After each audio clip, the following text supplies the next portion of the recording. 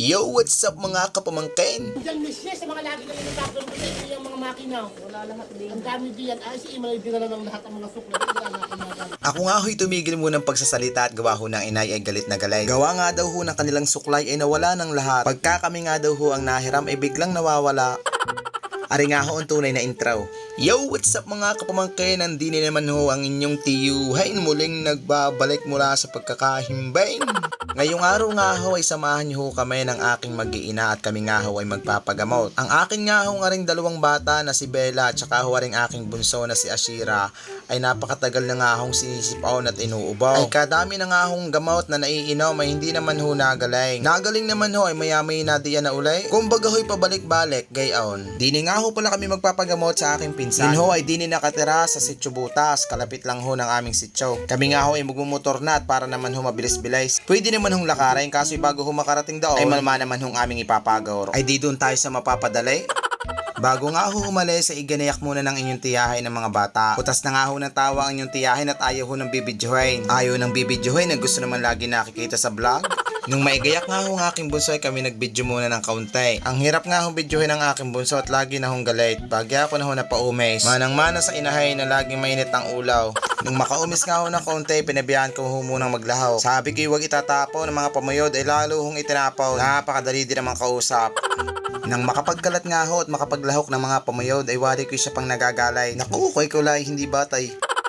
Habang hindi nga ho naalis pa at nagagayak pa ang inyong tiyahin, ari naman hong aking isang batang aray na si Bella ay pandali nga ho ng pagtitiktok. Iyan naman ang paniguradong namana mo sa akin. TikTok din TikTok down. Saan man abutin. Nung kami nga ho ay paalis na ay kami hinapadaan din sa mga tsuigmay. Ay sakayan nga ho ang kanyang apo na si Johan. Aba ay ang anak ho ng inyong tiyuhay ay hindi ho mapaglalamangan diyan. Sasakyan ho niyan iyan. Ako ay pag hindi nyo ho inagaw agad iyan ay maya-maya isira. Ibinili nga ho ng inyong tiyahay ng gayang sakayan. Wala pa hong isang oras sa isira na ay sadya naman pagkakatampalasan. Paano ka naman ho hindi masisira? Akala ko'y ang bunso ko lang ang nasakay. Maya-maya nakita ko'y sakay din pala ang kanyang atay. Inang ay kung alam kong masisira agad ay di sana yung ay binili ko ng mga sakayang iyaw ay naidagdag ko ng panghulog sa card bank at sa life bank. Nung kami nga ho ay paalis na, inaulutan ko nga ho ipakita sa aking anak ang laman nga ho ng aking motor. Kainaman nga hong naituwa at kadami nga hong lamang bariya. Tingnan nyo nga ho ay. Bella.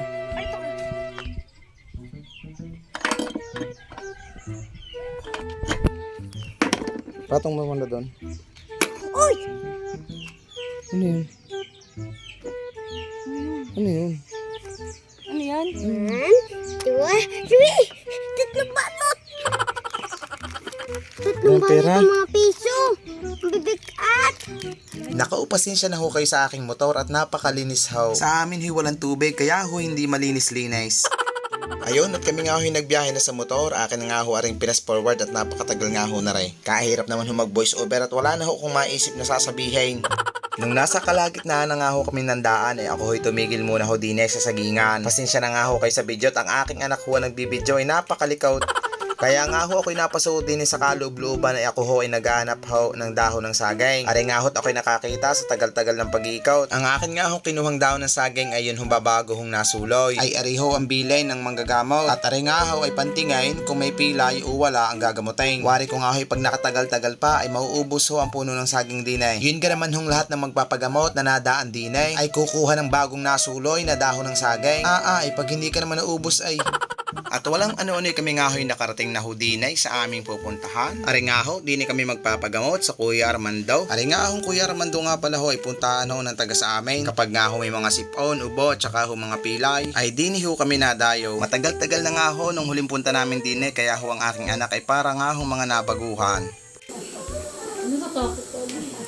Oo, yan.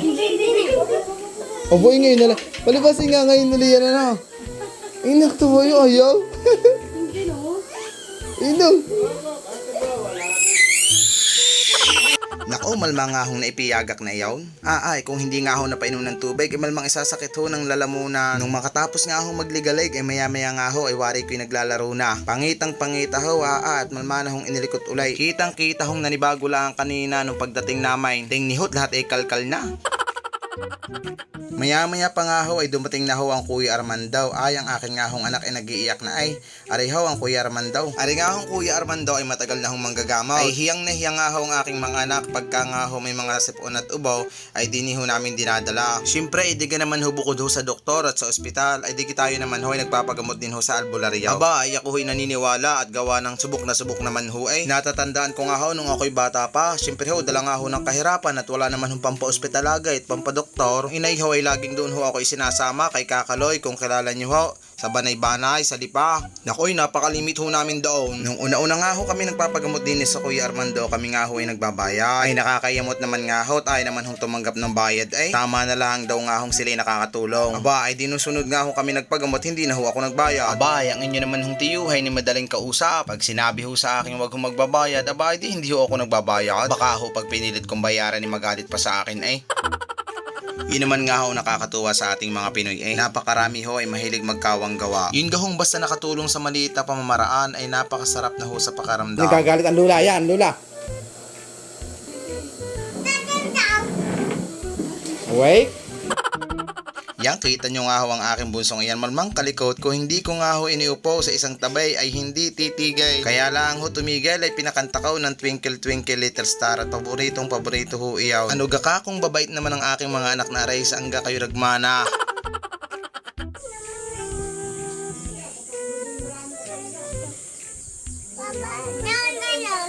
Alan? Bibili ka? Yun nga ho ay tanyot maya pa nga ho ay nagyakag na nga ho din sa labas at bibili nga daw ho. Diyos ko po Roday. Ay hindi ko na nga ho ibinili at may dala naman ho akong Yakult sa bag ay siya ko na hong ipinainom. Inang ay kung nga lang nga hong dalang pangsuhol lagay ay lagi na lang ang kagulaw. Ang inyo gahong mga anak ay gayanday. Ay sadya naman hong ang aking aring bunsaw ay kainakay naman. Naku kung hindi ka lang nakamukha sa akin Diyos ko po Roday. Ari nga ho pala ang asawa ng Kuya Armando, ang ati Anita, ay nananahi nga ho ay wari ko rinding na sa amay. Wari ko ho kayo nadat na ng maliligalig. Maya pa nga ho ay ang aking bunso na ang ginagamot ng Kuya Armando. Kasi nga hong tuwan-tuwa at naliligaw-gawan. At dumating naman nga ho maya pa ang ati Marites. Ari nga hong ati Marites ay anak ho ng kakang Lorena at saka ho ng kakang Rineng na pinsan ho ng Inay Bianan. Na pinsan na rin ho ng inyong tiyahin. Gawa ho ang Inay Bianan ho ay anak ho ng inyong tiyahin. Yan, nagkamali-mali na eh. Basta ho ang ati Marites ay pinsan ng inyong tiyahin. Ako'y pinapahirapan pa eh. Diyos ko po, Rode. Ako'y utas na nga ho at sabi nga ho ng ati Marites ay napanaginipan daw niya ho ang aking vlog noong isang araw. Palibasa nga daw ho ay siyang huling pinanuod bago matulog. Abay, ako'y natutuwa din naman nga ho at kahit pa isa-isa ay manununood ng aking video. Kaya ho kung kayo nga ho hindi pa ho nakapalaw ay ipalaw nyo na ho ako. Pausap-usap na ho sa inyo. Nung magamot nga ho ang dalawang bata ay kami nga ho ay pauwi na sana. Kaso nga ho aring aking bunso ay uli ho sa harap ng tindahan. Bibili daw ho ay hindi mapulihan. Sabi nga ho ng ati Marites ay wag ko na daw siyang isama sa video. Buhay pa, ano? Ay kasama na nga kayo, oh. Maibalik ko nga ho ang usapan din sa aking bunso. Ay tingnan nyo nga ho't nakatangyor doon sa harapan. Ay hindi ho nakatiis. Ay sadya naman hong gustong gusto pa hong pumasok sa tindahan ng may tindahan. Ay hindi ko naman ho yan tinuturuan. Ay tingnan ninyo ho ang trabaho. Ay kainaman nga ho ay hindi na nahiya. Ay binuksan pa ho ang pinto ng tindahan at pumasaw. Ay ano ga ka kung pakay mo diyan sa loob? Diyos ko po kang bata ka. Tumasok sa tindahan.